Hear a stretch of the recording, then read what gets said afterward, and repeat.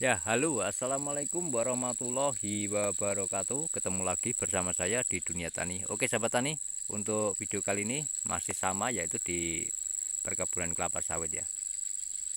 Oke, selama ini kita kan Dunia Tani membahas tentang apa namanya tanah gambut dan tanah berpasir ya, dan tanah mineral. Nah, kita akan bahas lagi tentang apa? Pentingnya songgoh di kelapa sawit. Ini kok nggak nyambung Pak antara tanah kok sampai songgoh. Jadi ini ya teman-teman ya. Yang perlu diketahui petani-petani kelapa sawit, terutama kelapa sawit petani yang mandiri ya teman-teman. Nah ini nih banyak yang masih belum paham ya, masih belum paham itu banyak sekali. Nah kalau di jangan gini loh, ada salah satu subscriber itu bertanya tentang Pak kalau di Malaysia itu tidak ada songgo Pak. Kalau tidak ada songgo ya gimana nanti BCR-nya itu loh yang dipertanyakan adalah BCR-nya. Nah, dimanapun maupun di Kolombia maupun dimanapun songgo itu tetap berlaku teman-teman. Nah, jadi bisa seperti ini ya, bisa dilihat. Nah, tuh. Meskipun itu songgonya satu atau dua itu pasti ada songgonya. Kalau tidak ada songgonya namanya digantung teman-teman ya. Jadi buah itu digantung. Nah, kalau digantung ini untuk proses fotosintesisnya gimana? Itu loh ya. Nah, untuk proses masaknya gimana? Pasti akan berkurang teman-teman. Itu akan lebih lambat ya. Jadi fungsinya untuk songgo. Jadi kalau di Indonesia mungkin dia melihat salah satu video eh, yang ada di YouTube itu kalau di Malaysia turun buah turun pelepah gitu kan. Ya. Tapi kalau di Indonesia dicuri-curi buahnya. Ada yang berkomentar juga tentang gini. Kalau di Indonesia itu yang dipelihara pelepahnya bukan buahnya ya. Gini loh, bukan pelepahnya yang tapi untuk apa? Untuk mempertahankan BJR teman-teman ya. Untuk mempertahankan BJR. Karena songgo ini sangat berpengaruh sekali dengan BJR. Coba saja bandingkan ya. Kalau teman-teman punya perkebunan kelapa sawit maupun petani kelapa sawit ini ya, coba riset sendiri tentang kebunnya. Itu ada yang di songgo satu atau dua, bandingkan dengan songgo tiga. Ini khusus kelapa sawit yang masih umur 7 tahun ya teman, 6 tahun sampai 10 tahun ya. Itu khususnya itu. Tapi kalau sudah setinggi ini ya cukup satu saja di songgo. Jangan sampai digantung ya teman-teman. Intinya ini loh. Jangan sampai digantung kalau sawit sudah setinggi ini. Tapi kalau sawit yang masih umur 6 tahun sampai 10 tahun ya usahakan songgonya minimal 2 ya, minimal 2. Itu. Nah, maksimalnya adalah 3 teman-teman ya untuk kelapa sawit. Nah, karena apa? Sangat berpengaruh terhadap BJR. Bandingkan saja, nanti boleh riset ya untuk perkebunan kelapa sawit teman-teman ya, sahabat tani. Riset sendiri kalau tidak percaya. Bandingkan ada yang di sini satu pokok ini sogonya satu umpama ya, umpama ini masih umur yang masih pendek teman-teman. Dan yang satunya lagi bedakan, ini songgonya 3. Nah, nanti hasil buahnya 6 bulan yang akan datang kayak apa. Jadi ini ya, seperti video saya sebelumnya tentang buah ini, buah kelapa sawit ini prosesnya 6 bulan teman untuk menghasilkan tandan yang berkualitas. Itu 6 bulan. Nah, minimal untuk pemasakan buah kelapa sawit ya, untuk proses fotosintetisnya itu harus tersinari matahari itu 5 jam teman-teman. Ya, itu.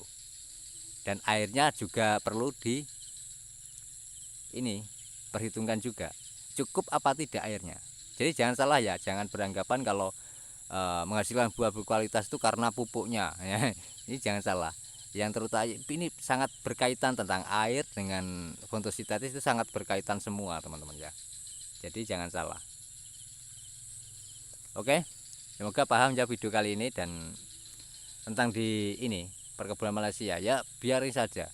Jadi teman saya ini yang ada kerja di Malaysia juga begitu. Dia lebih bagus pakai songgo daripada tidak.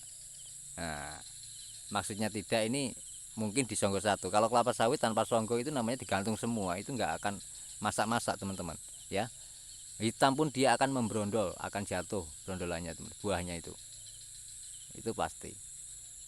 Nah, nanti kalau sudah digantung terus, otomatis kelapa sawit akan stres, ya, akan tidak berbuah lagi. Ujung-ujungnya nanti akan menjadi buah buah landak, teman-teman ya. Itu. Oke. Semoga bisa dimengerti ya untuk videonya. Itu. Oke. Dan kalau ini dimana di perkebunan kelapa sawit notabene di lahan gambut, teman-teman ya. Lahannya gambut. Dan lahan gambut ini untuk pupuknya itu usahakan jangan pakai kisrit, teman-teman. Kenapa? Karena kisrit itu zat asamnya tinggi, teman-teman ya. Lebih bagus gini loh, sudah tanahnya gambut asamnya tinggi, ketambahan kisrit yang semakin tinggi, nah nanti sawit kalian itu pasti akan kuning. Itu saya sudah pernah mengalami sendiri, teman-teman ya.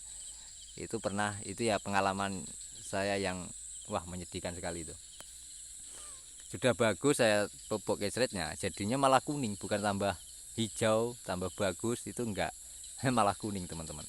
Nah lebih bagus pakailah dolomit. Nah untuk memperbaiki yang sawit sudah kuning karena kisrit ya, karena kisrit ini gimana Pak?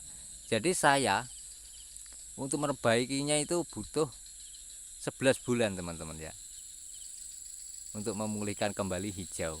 Dengan caranya saya langsung pakai dolomit dulu, habis 1 bulan saya pakai urea, pakai nitrogen ya. Nah setelah itu sudah pulih, teman-teman. Nah, setelah 1 bulan dolomit, lalu 1 bulannya itu urea. Nah di 3 bulannya ini saya pupuk dengan NPK, teman-teman ya. Nah NPK ini berapa toh Pak kandungannya? Jangan ini ya, jangan ini bocoran saja, teman-teman ya. Jadi banyak petani kita itu memupuk dengan NPK, apapun mereknya ya, teman-teman ya. NPK itu dengan 16 16 16, kandungan 16 16. Ini bukan untuk kelapa sawit, teman-teman ya, melainkan untuk tanaman sayur maupun hortikura. Itu 16 16 16. Tapi kalau kelapa sawit itu tidak, teman-teman, beda. Nah untuk lebih jelasnya ada di fitur gabung dunia tani, teman-teman. Nah, yang mau gabung ya silahkan, yang mau ingin belajar ya silahkan, di sana nanti akan saya buatkan videonya, teman-teman ya. Tentang apa? Tentang pembelajaran dari nol, mulai persiapan lahannya sampai tanamnya, sampai masa TBM dan KTM. Nah, oke, ada di fitur dunia tani. Caranya gampang sekali untuk bergabung, yaitu dengan yang belum subscribe pasti belum ada tulisan gabung ya. Nah, tapi kalau sudah subscribe nanti akan ganti jadi tulisan gabung, teman-teman. Di situ tinggal masuk, nanti akan diarahkan ke sistem sendiri. Oke, semoga ini bermanfaat ya. Dan nomor telepon saya ada di fitur gabung ya, teman. Itu. Jadi boleh tanya tentang di WA boleh ya, teman-teman ya. Oke, semoga ini bermanfaat videonya, dan sampai di sini saja ya untuk penjelasan. Sudah saya bahas tentang apa?